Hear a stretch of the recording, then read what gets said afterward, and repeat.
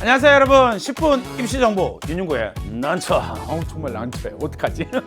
입시 전략에 대한 이야기를 하고 선생님과 함께 세 번째 강의로 들어갑니다. 고교학점제와 고교생활 첫 번째 강의에 될 거고요.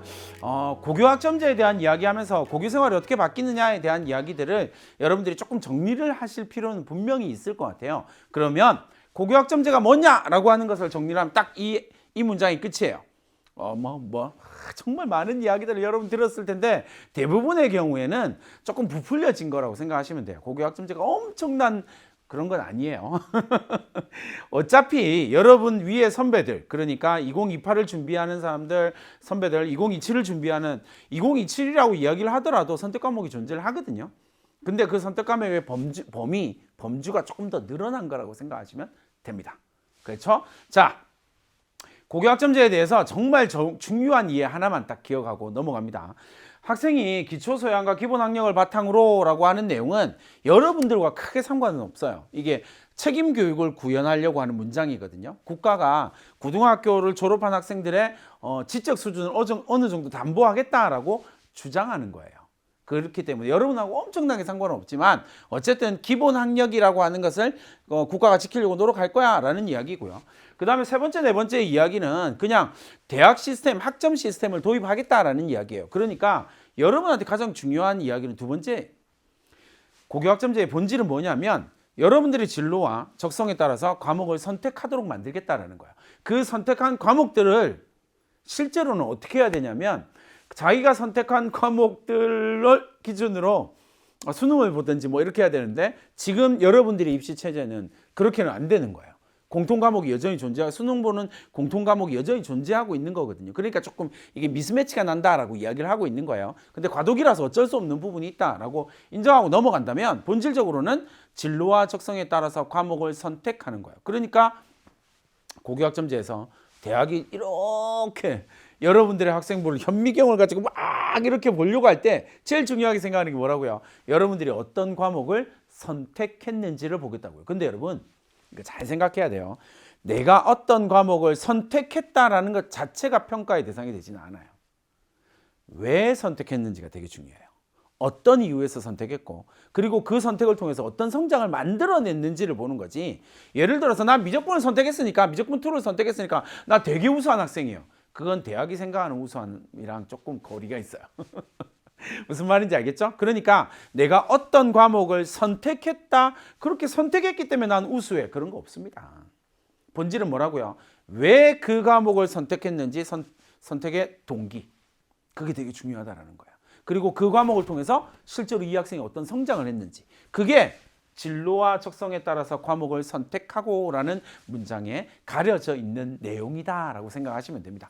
자, 그렇다면 진로와 적성에 따라서 과목을 선택한다고 했으니 과목의 구조가 어떻게 되는지를 여러분 한번 보셔야 되겠죠. 이게 2028 이후에 고교학점제에 적용되는 과목군에 대한 이야기예요. 여러분들은 고등학교 1학년 때 공통과목을 선택하게 됩니다. 공통과목은 뭐냐면요, 기초소양 및 기본학력 함량, 학문의 기본 이해 내용과 관련된 과목들이다 라고 생각하면 됩니다.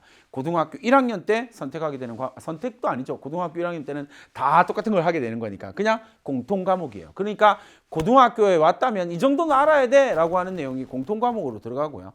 다만 여기서 정말 특이한 케이스는 1학년 때 배우는 통합사회 통합과학이 3학년 때 수능에 나온다라고 하는 문제점이 조금 있는 거죠. 그러나 그 부분은 어쨌든 여러분들이 모의고사 치고 학력평가 치고 그리고 3학년 올라가서 6월 모평 치고 이러면서 이제 어느 정도 다듬어질 터이니 그건 뒷부분에 가서 또 이야기를 하도록 하고요. 어쨌든 공통 과목입니다. 그럼 여러분들이 고등학교 2학년 올라가기 위해서 8월달, 좀 빠른 학교는 7월달 기말고사 끝나자마자, 그리고 대부분의 학교는 기말고사 끝나고 방학 끝나자마자 결정을 지을 거예요. 2학년 선택 과목을 결정 지을 겁니다. 그때부터 선택 과목이 나오기 시작하는 거예요. 그래서 그 선택 과목은 일반 선택, 융합 선택, 진로 선택으로 나누어지게 되는데, 일반 선택 과목이라고 하는 것은 교과별 학문 내의 분화된 주요 학습 내용이에요. 그리고 내용 이해 및 탐구를 위한 과목이다라고 이야기를 하는데, 대체로 일반 선택 과목은 수능과 연관성이 있는 과목이다라고 이해하시면 돼요.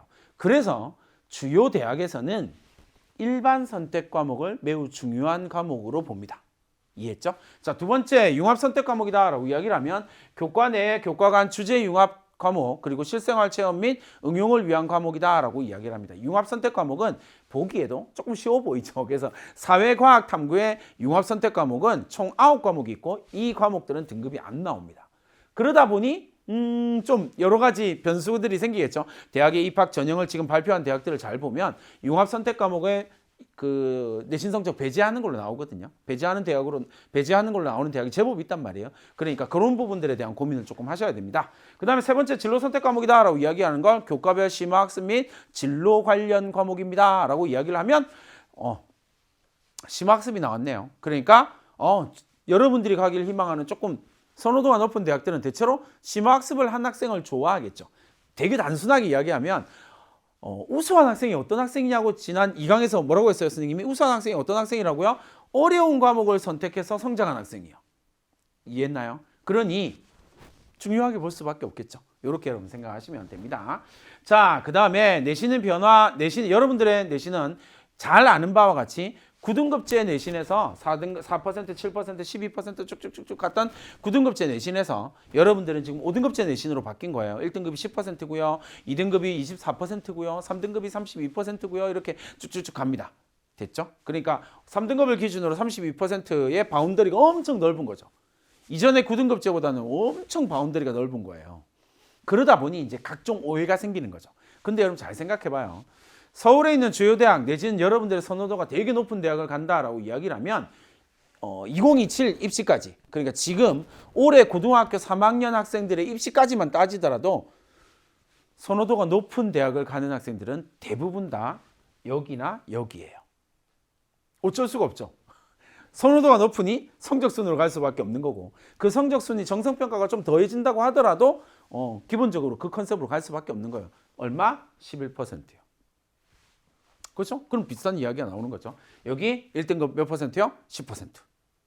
이렇게 생각하시면 사실상 큰 차이가 없다는 거 확인할 수 있습니다. 다만 대학의 입장에서는 9등급제 내신을 5등급제로 변환해야 되는 문제점이 좀 생기게 돼요. 왜요? 재수생들이 있으니까. 그걸 위해서 9등급 내신을 5등급대로 변환하는 수식을 지금 개발하고 있거든요. 대학들이. 그 수식을 만들고 있는 거예요. 변환하는 그 파일이 있어야, 변환하는 공식이 있어야 9등급의 내신을 5등급으로 바꿀 수 있겠죠. 그런 것들을 고민하고 있는 거예요. 그런데 그게 엄청나게 큰 변화가 되지는 않는다. 다만 구분이 있죠. 1등급이 4%였는데 지금은 10%로 바운더리가 늘어났어요. 그러면 변별이 좀 잘 안 될 수 있죠. 1등급 안에서 그 변별을 대학이 어떻게 하겠다고요? 1강에서 이야기했잖아요. 정성평가로 그 변별을 하겠다라고 선언을 하고 있는 거예요. 그 부분에 대한 고민들을 하시면 됩니다. 그래서 잘 정리하시고, 이게 여러분한테 어마어마하게 어렵고 어마어마하게 불편한 일이 생기고 그러지 않아요. 대학은 그런 선택을 하지는 않습니다. 그러니까 잘 고민해 보시고, 이게 별거 아니구나. 그럼 나는 공부에 좀 더 집중하기만 하면 되는구나 라고 생각하고 제대로 고등학교 생활을 해보자고요. 자, 이게 여러분들이 이제 선택하게 되는 과목들입니다. 지금 노란색 베이스로 되어져 있는 빨간색 글자로 되어 있고 노란색 바탕에 나와 있는 건 수능 과목입니다. 그렇죠? 그러니까 일반 선택 과목에 화법과 언어, 독서와 작문, 문학, 그리고 대수, 미적 번호와 확률과 통계 다 수능 과목이다 라는 이야기죠. 나머지 선택 과목이 있고요. 융합 선택 과목이 있다라고 하는 내용을 확인할 수 있을 거고요. 그 다음에 마찬가지로 통합과학에 대한 이야기, 통합사회에 대한 이야기, 전체적으로 봤을 때는 이렇게 수능 과목이 편성된다라고 하는 걸 여러분들 기억을 해두시면 되겠고, 자, 그 다음에 이제 좀 중요한 이야기가 나와요. 과목별 성적 산출 및 대학 제공 방식이에요. 그러니까 여러분들의 내신 성적을 대학이 어떻게 받아보는지, 여러분들이 받은 내신 성적을 대학이 어떤 식으로 제공받는지에 대한 이야기예요. 엄청 중요한 이야기겠죠. 그죠? 자, 그러니까 보통 교과는 뭐 하냐면 대학에 가는 정보가 뭐냐면 원점수가 가고요. 그 다음에 절대평가의 원점수가 가고요. 성취도평가 A, B, C, D, E로 나옵니다. 성취도평가 A, B, C, D, E고요. 선생님 세대로 이야기하면 너무 옛날 세대이긴 하지만 수우미양가가 되겠죠.